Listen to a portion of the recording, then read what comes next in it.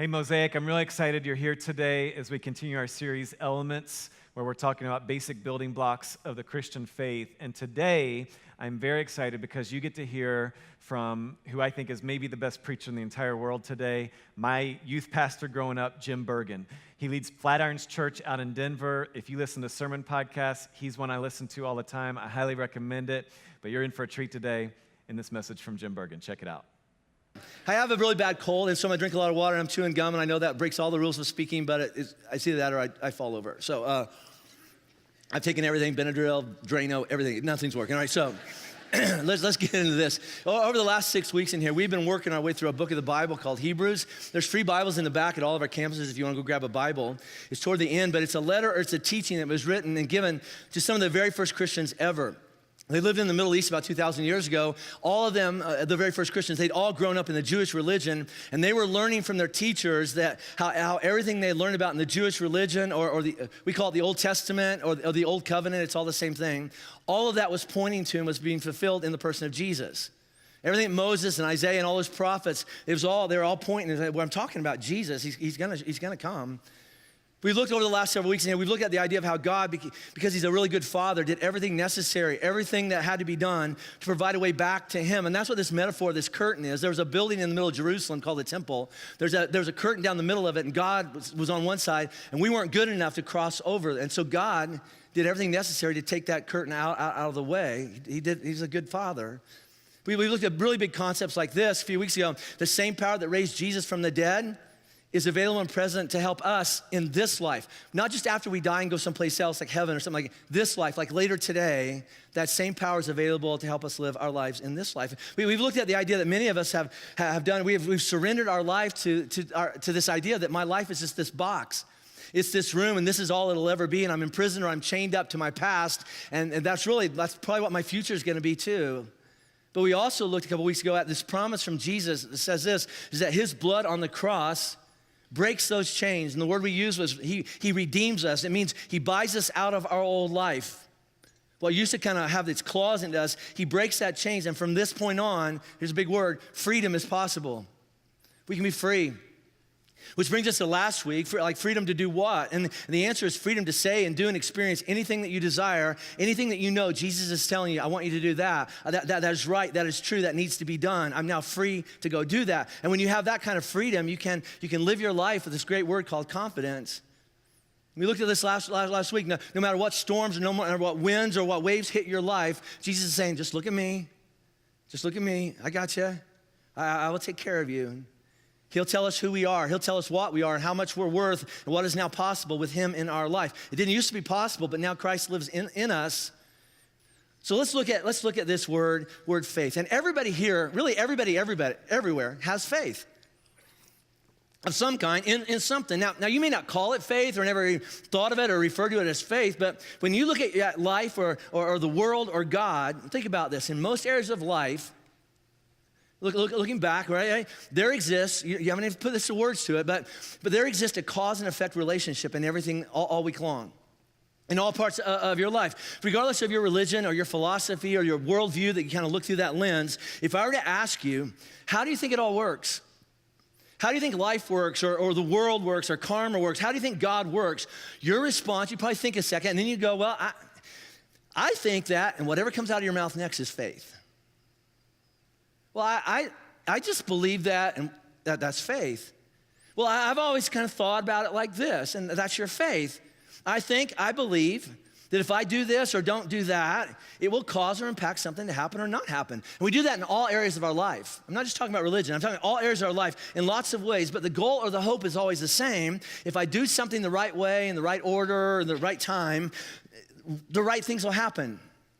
That's what I'm hoping for. All right, that's my faith. And if I don't do it right, then maybe it won't happen. For example, if you go back to that House of Cards series from 7 years ago, it was based on Vegas, because we're Flatirons, right? Anyway, but don't judge me. But here's the illustration that was based on. Suppose you jump on a plane. Some of you all have done this, and you head off to Vegas, and you've prepared. You've got a system. Remember? I got a system. I read a book. I watched TV, whatever it is. I have this system, and you have this hope that you're gonna do it this time. And you're willing to risk big chunks of cash on what you believe. There it is. And that's the same word as faith. I believe it's gonna work. Do you have some level of confidence when you walk in that casino or walk up to that blackjack table that my system will result in something good this time? Hopefully a lot of money, right? So that would be faith. Some of us have faith that if we do good things, that somehow the universe will take notice of that and good things will come back to us. It's our faith. You can call it karma, whatever you want to call it, but it's a faith system. And so you try to be a good person. You help old ladies across the street all the time. They don't even want to go across the street. Come on, I got to earn points. Let's go, right? You recycle on a militant level. You drive me nuts, all right? You rescue every stray, don't write me the letter, all right? You rescue every stray puppy. You volunteer in as many of those save the fill in the blanks as you can because you believe that if you do that, somehow that makes you a good person. And if you're a good person, maybe something will come back to you later in life. There's nothing wrong with that, but it is your faith system. Some of us believe this. We put a high level of faith and confidence in this idea that if we eat right or exercise enough and do a lot of some kinds of things and totally avoid other kinds of things, somehow we'll have this confidence that we'll have this insurance policy against cancer and sickness and even getting old. So we invest a lot in that, all right? Some of us believe that if we can do something or buy something or achieve a certain level or the right look or the right thing, that we will have more value. Now, we would never say that out loud, but that's how we live our lives. If I can do this, if I can get this, if I can achieve that somehow then I'll be better. And this is the other part that we've never really thought about, but at the back of that is this. If I have value and if I'm a better person, it will guarantee that the people in my life that will always love me and always be there for me as long as I do it right and act right and look right. And so we spend huge chunks, think about your week, huge chunks of money and time and energy making sure that we do the right thing and have the right thing and look the right way. That's our life. Now here's where it gets really confusing. You know where I'm going with this. What happens when you head off to Vegas with your system and it doesn't work? Some of you going, that was a bad day, right? And you lose everything. And you have to get that plane ride home. It's not nearly as fun as the one out there, but you take that plane home and then you show up at the house and you have to explain to your family, I'm sorry, I thought, I had confidence that I had it all figured out, but I was wrong. We're broke. I'm sorry. We might lose our house. What happens when you seem to be doing all the right things? You're trying to be a good person, and you're actually better than most people. And then you look around and you realize that nothing good seems to be coming back in your direction at anything close to the level of effort that you've been putting out. As a matter of fact, the better you try to be, the nicer you try to be, the more good things you try to do, people just suck you dry. They just take advantage of you. They take you for granted, and it's like, this isn't working.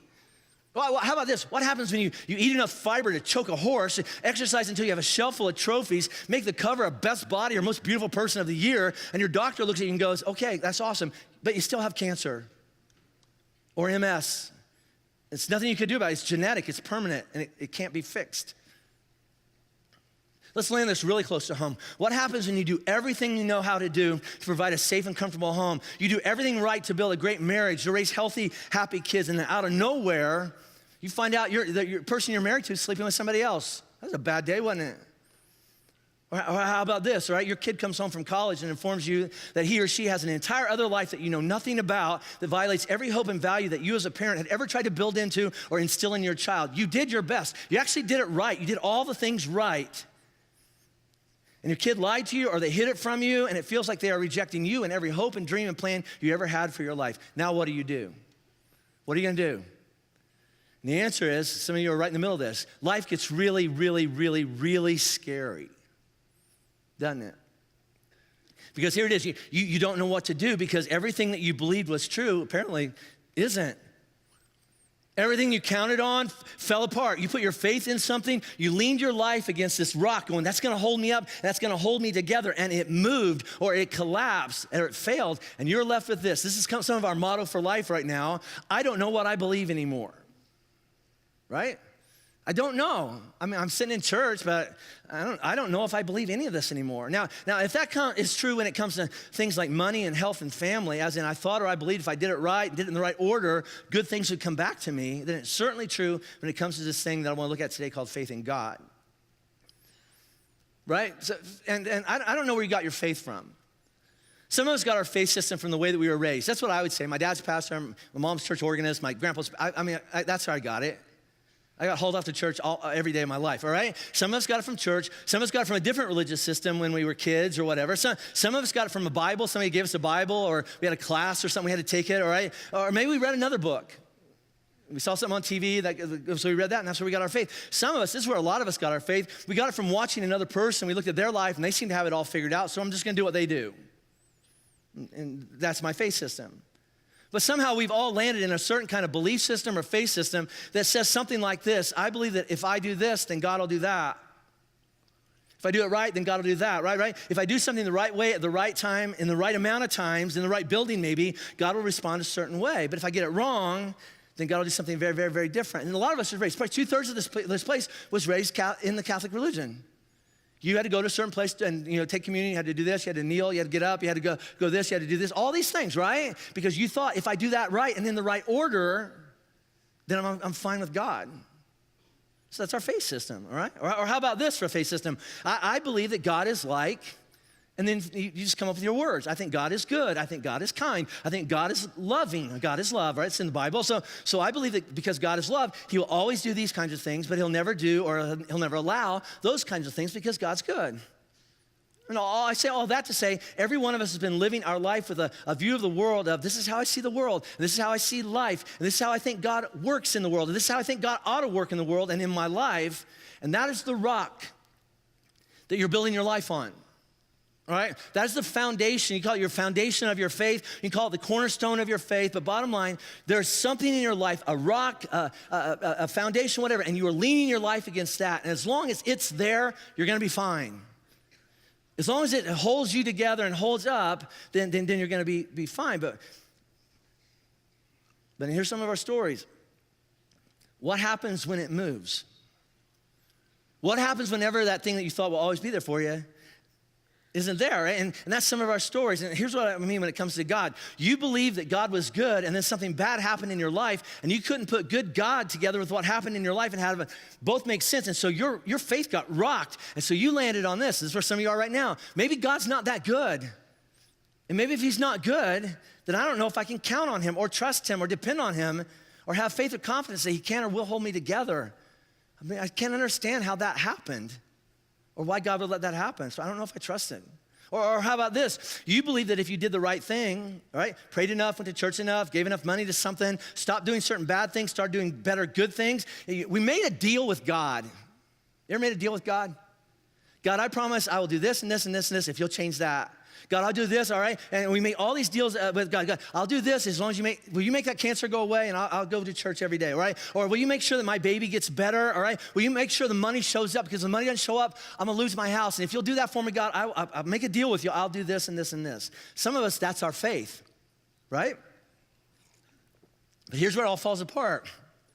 In your situation, the cancer did not get better, it got worse. And your baby did not get better, your baby died. And you can't find a job, you can't pay your bills, and you're gonna probably lose your house. And so you've concluded, I must have done it wrong. I must have done something wrong. There must be something wrong with me. And if I'd done it better, or if I could figure out how to do it differently from this point on, then maybe I could faith God into doing something, changing his mind, all right? If I just tried harder. And some of you have been trying so hard to change God's mind about some circumstance in your life, you are like done. I'm exhausted. And eventually our faith falls or will fall or fell apart because when we believe what we believe to be true about God and the circumstances of our life bump into each other and we can't make them both make sense, we land in one or two places. We land with this: either there's something wrong with God or there's something wrong with me. Now look at that. Let's be honest, wouldn't those of us who in the past or currently in this moment wrestling through whether or not I can trust God or have faith in Jesus or not, wouldn't you say that the biggest challenge to your faith, of you deciding if you're willing to have faith or lean your life against God, wouldn't you say that the biggest thing to challenge your faith was when something happened in your life and you couldn't put it together with God is good and I can trust him, and you landed on maybe God's not good, there's something wrong with God. Or if that's the way you are, God, I'm out. You ever prayed that? I'm out, God. I'm about to tap out because why? I don't understand you. There must be something wrong with you, and I don't know if I can trust you. Or it's something wrong with me. You needed God to do something in your life, something big, something important. Not something like, God, please help my team win the game. He doesn't answer that prayer very often, all right? Yesterday he didn't, but, or God, please make my, this is when I pray this prayer twice this week. Please make my car invisible to that cop with the gun, all right? And God's good, and I got away. And I'm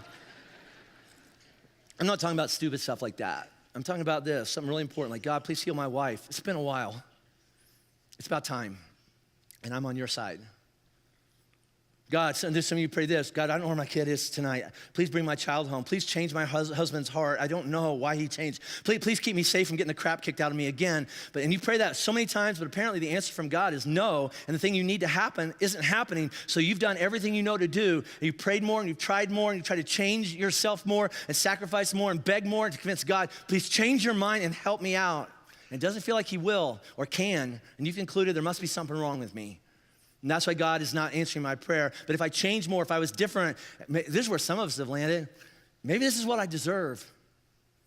Maybe based on some of the things I've done in my past, this is just my life, and God's not gonna answer my prayer. So God's gonna do what he's gonna do because I deserve this, so why try? Why believe? And some of you aren't so sure you even believe anymore because I guess nothing's gonna work.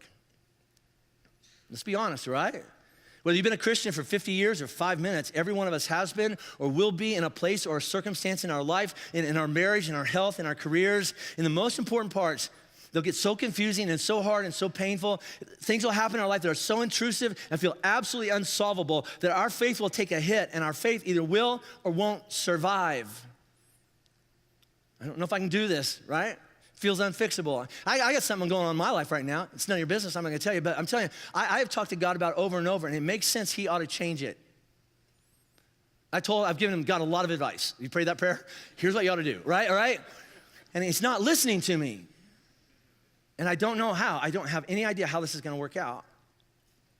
Which is why I love this book of Hebrews so much. I skipped over it for a lot of years, and it's just so good, all right? Because the entire reason that this book was written is because there were a bunch of people, just like us, who a day came in their life where they put their faith in Jesus. They staked everything on the promise that Jesus is who he says he is, and he will keep every promise he's ever made to them to save them, not just in the next life, so we get out of hell and we go to heaven, but he would take care of them in this life. And so they heard that sermon, they sat in a room maybe like this, and they went, I believe. And they signed up, I'm in. Baptize me, whatever, all right? I'm in, I will follow Jesus. And just a few minutes into this, they kind of looked around and think, this might have been a mistake. I think I was wrong. I think I got duped. Because when I decided to follow and believe and follow Jesus, my life got worse, not better. My life is harder since I tried to follow Jesus in his way. My life is not easier. They heard all the stuff that you all sit here all the time and hear about. They'd heard the teaching and the promise that Jesus rose from the dead, and they promised that he would come back soon. And in their minds, that meant like soon, like Tuesday? Like don't buy green bananas soon? I mean, you know, they really believed that. And then he didn't come back. And they're just like us. When Jesus didn't do what they thought he was gonna do, they started having doubts. You ever been there? I thought God would do this for me. And then he didn't. And you sit in your living room or lay in your bed, look at the ceiling going, what's the deal? They'd heard that Jesus was gonna protect them, right? And that with Jesus, they've heard this, they got the same thing preached to them. With Jesus, all things are what? Possible. They heard all that, and okay, awesome, they believed that. And then later that day, a Roman guard showed up in the middle of the night and raped their mom and nailed their dad to a cross. I don't understand. They'd been told that Jesus came to give them life, not just life, like stay alive, but an abundant, better, full life. But ever since they started following Jesus, they didn't have a better life. They got poorer, hungrier, sicker. They lost their homes, their families, and any foreseeable prospect of a better life, let alone an abundant one. And get this, all they had to do for their lives to get easier is let go of Jesus. I'll just go back to the way it was. I'll just go back to the way I used to be. And in their minds, for a lot of them, that made sense. And a lot of them are right on that edge of going, I'm out. Just like a lot of us. Now here's the thing, all right? Whenever we hear stories like that, the room kind of divides into two groups, all right? There's a lot of head nodders in here. You know what I mean? I have a great perspective. Some of you are sitting there going, all right, so you know who you are. But some of you nod for different reasons, all right? Like some of you, all right, I'll just be honest, when I say stuff like that, some of you kind of condescendingly think to yourself, they just ought to trust Jesus. All things are possible. They just need to have faith. It'll all work out because God is good, all right? And that may be true. But let's be honest, I just wonder how your faith would hold up if yesterday your son was nailed to a cross in the front yard while he yelled out for Jesus to save him and Jesus apparently did nothing. How would you do? Some of you going, well, it wasn't a cross, but it was something else. And your faith got rocked. The other group of people, we hear stories about people in the Bible, and we conclude, well, they're just different people. They're just different than me. They're like cut out of a different cloth. Like they had some secret access to a level of faith back then that we don't have today, because if that ever happened to me, I don't know what I would do. Which is why some of us said that did happen to me, something like that, and I quit believing. But the truth is, they were and are just like us. People haven't changed. The world hasn't changed that much. Electronics have changed, but people haven't. The world hasn't really, the world is just screwed up. It's always been screwed up. People haven't changed. It's an evil world. And when life gets hard back then and now, we have the same choice. They had it all week long. You've had it all week long. And it goes like this. Given what's happening in my life right now, can I trust God or not? This is what we wrestle through all week long, right? Given what's happening in my life, I don't really care what happened 2,000 years ago. I'm in the middle of this. So given what's happening in my life right now, can I trust God or not? In Hebrews chapter 1 through 10, this entire series has been all about, well, this is God. This is what God is like. And this is what Jesus accomplished when he died on the cross. Our sins are forgiven. We have access to be right in God's presence. We can go behind that curtain. Jesus is our high priest. He connects us to God. We can live our lives with power in this life and the next one. We have freedom. We can have confidence. So that's the first 10 chapters. But then Hebrews 11 points to this one key foundational truth that our faith must lean against. It's that one thing that if it's true, all things really are possible. But if it's not, we should just close this place down. Let's go to the mountains next week, right? It's the one thing that you have to hold on to when nothing else feels right or makes sense. It's the one thing that we must hold on to when we're tempted to confuse the bad or hard circumstances of our life and logically conclude God's not very, very good or not very strong or not very nice, and he can't or won't help me. And here's what God writes back then to those hurting people who she's saying, just hold on, just hold on to Jesus. And this is what God is teaching us in Colorado today, reminding us, listen, you got to hold on to me and don't give up even when your life hurts the worst. It's found in Hebrews chapter 11. We're just going to be in one verse today, all right? Scott will be back. But anyway, one verse, Hebrews chapter 11, all right? It starts with this. We're going to break this down. Now, let's just stop there, all right?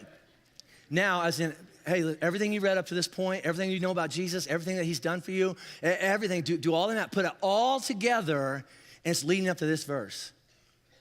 All of Hebrews is leading up to this verse, and it goes like this. Now, faith, as we're gonna look at, faith is the assurance or the confidence of things, what? Hoped for, the conviction of things, what? Not seen. So I wanna break that down, okay? Because anytime you see a big important word in the Bible like faith, right? Especially when a faith is in a sentence that starts like this, you know, this is what it is, as in, now faith is. Now, if you ever see something like that in the Bible, that's like one of those, that's a ribbon page. You know what I mean? So I had a Bible, had a ribbon in it. Anybody else have that Bible? All right. And you put the ribbon in there because that's important, all right? This is like, I need to fold the page down, all right? I need to get a highlighter out because faith is, what's about to follow that is a definition, a really clear definition, not a vague, well, I think faith is this. No, faith is going to be right here. Now, faith is, and we're going to have this big application that will affect all the parts of our life if we understand it.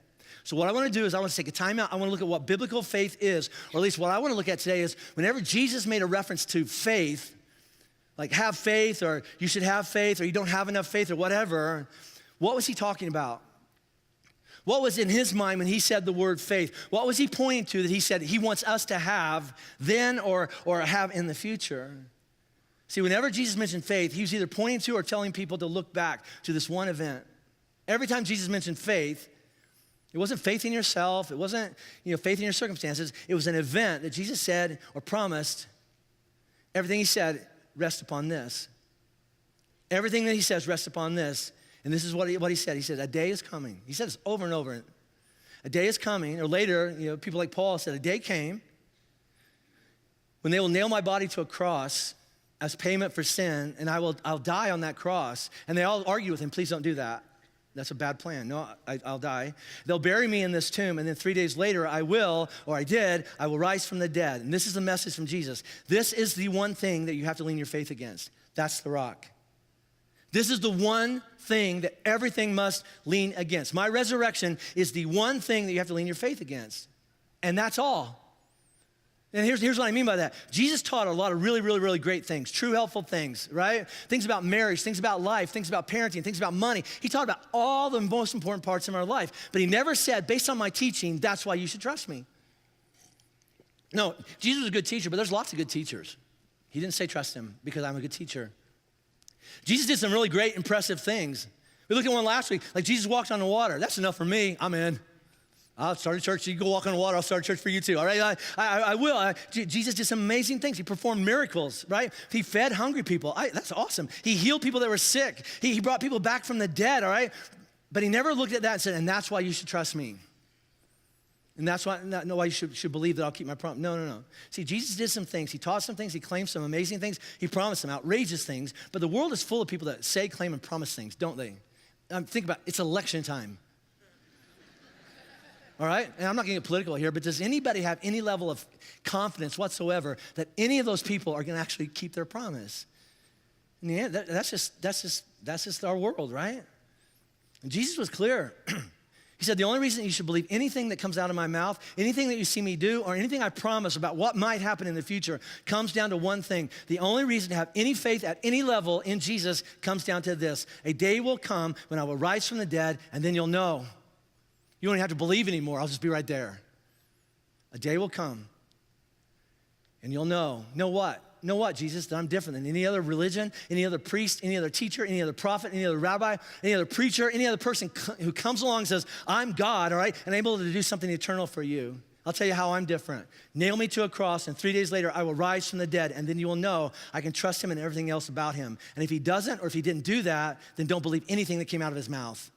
There's other ways to live. There's other ways to spend your weekend, all right? If Jesus didn't rise from the dead, run. Right? Run. Jesus said that we must hold on to this one thing. Everything leans against that one thing. The fact that on the third day he would, and he did, rise from the dead. Nobody else did that. Nobody else claimed that. And if they did claim that, so you say, oh, I met this prophet on Pearl Street, all right? And he said, all right, if they nailed me, I just went out there, all right? But if you nail me to a cross, 3 days later, I will rise from the dead too. All right, let's see. Because again, if you rise from the dead, I'll start a church in your name, all right? I really will, all right? Jesus says, no one else can do that for you, only Jesus. And if he did that for you, then maybe, here's what I'm betting on, leaning on, have faith in, maybe I can lean everything in my life against him. Maybe I can trust him. He'll do everything else that he promised. See, our faith is not, we got it confused. Our faith is not cross your fingers and hope for the best in the end. That is not faith. I don't know what that is. Superstition? I don't know. Our faith is not if I do this, then God will do that. We don't strike deals with God. And while God may use experiences and circumstances in our life to get our attention or build our faith up, and we've done that, we've had God do that. Something happened in our life and we're like, oh, God, I haven't talked to you in 20 years, but I need to now. He uses things in our life all the time. He uses circumstances in our life. But our faith comes down to one thing. And it's not agreeing with or understanding or even liking their circumstances. It comes down to this. On a day in history, Jesus backed up everything that he claimed, said, and promised by rising from the dead just like he said he would. So when you hear the word faith in the Bible, read the word faith in the Bible, that's what's in Jesus' head. He says, I want you to have faith. You got to have faith. You got to have faith. Remember, I rose from the dead. So faith is I'm holding on to this truth, leaning my life against this truth. Jesus rose from the dead, and that is the foundation. That is the rock of my faith. That's what everything in my life, everything in my family, everything in my marriage leans against that. That will not change. Everything else changes. Think about your life. Nothing's permanent. Your circumstances change, don't they? Look at your life. You look back over the last several years and go, I never thought my life would be like this. You had your life all planned out, and it's very different. You can't control your circumstances. They'll change. My health will change. Remember that doctor appointment? My finances will change. Remember that day at work, all right? My marriage will change. Remember that conversation? My family will change. My understanding of what's going on in my life will change. And most days I won't even understand it. People in my life will change. People will swear to me in my face, I will be your friend forever. And I don't even have their address anymore. Life changes. This one thing remains. Jesus died for my sins and rose on the third day, just like he promised that he would. Because of that, because of what he did in the past, is what we unpacked last week, I know that he will do what he promised to do in the future. I'm leaning my life against that. So let's go on with this, all right? We're gonna get this whole verse today, all right? Now faith is the, what's the word? Substance. You know what substance is? Substance is the basis of something. It's the foundation, it's the confidence. So because Jesus rose from the dead, that's my confidence. That's my whole foundation, right? What in confidence? What do you mean? I'm now free to do and say whatever needs to be said and done. Why? Because I got a risen Savior backing me up. I got a God that keeps his promises. Because Jesus rose from the dead, upon that fulfilled promise, that's the substance, that's the foundational truth. And because of that, I now have confidence. And here's the next part of things hoped for. And what do you mean things hoped for? Things that haven't happened yet. But because of what Jesus did for me in the past, I know they're going to happen. I believe. Right? I have confidence that will happen. In other words, the kind of God that keeps his promise to rise from the dead and do what I need to have happen in my life, if he's willing to do that, that same kind of God will do what he promises in the future to make sure I'm taken care of, even if I don't see how he's going to do it. And let's go back to this, all right? I got some stuff going on in my life right now. It's unfixable. I mean, good luck with that, God. I have no idea how this is ever going to work out for good or how it's ever going to fix. I'm just planning on it just being a part of my life till I'm dead. There's just parts of my life. I don't understand it yet. And then here's the last part of that. The conviction, the evidence, the assurance of things not seen. Even though it hadn't happened yet, even though I haven't seen it happen, I just know it will. I know it will. It's not like going to court, right? Some of you have gone to court and the judge stands up there and goes, okay, you're guilty or you're innocent. Now let me tell you what's going to happen based on that guilt or innocence. And it hasn't happened yet, but it will. I haven't seen it happen, but it will. First of all, this is what the Bible teaches. All this stuff I've been talking about. No one but God himself can convince you that Jesus rose from the dead. It's above my pay grade. I can't convince you. I can't talk you into it. I can't convert you, all right? Nobody but God himself can say, yeah, it actually happened. You can believe it. Jesus said this. He says, nobody comes to the Father. Nobody is really able to lean their life against my Father and what I did on that cross unless the Father pulls him or her, draws him, teaches him, convicts him, persuades him or her, enlightens, like turns the lights on, does something in a person's heart and says, it's true, it happened. And some of you, you're getting a little nervous right now because if that has happened, or if you're on the verge of believing, or if you're sitting here going, I want to believe that's true. I really want to believe that's true. But if you were sensing any part of you telling you it's true, listen to that voice. Listen to that voice, because that voice, I believe it's the voice of God, has the power to change you like you've never been changed before. Forgive you on a level you've never felt forgiveness before, right? Free you up, take away guilt and shame and judgment. Aren't you tired of walking around feeling judged by everybody in your life, but especially from God? All that hopelessness and death that just hangs over you all the time. If you're feeling that voice, if you're hearing that voice, which I believe is the voice of God, listen, of all the things that you lean your life against in the past, hang on to, count on to take care of you, here's what I believe God's telling you to do. Would you be willing to let go of that? Let go of that and take hold of, no, Jesus rose from the dead. The resurrection of Jesus, that is my hope. That's my confidence. That's my rock.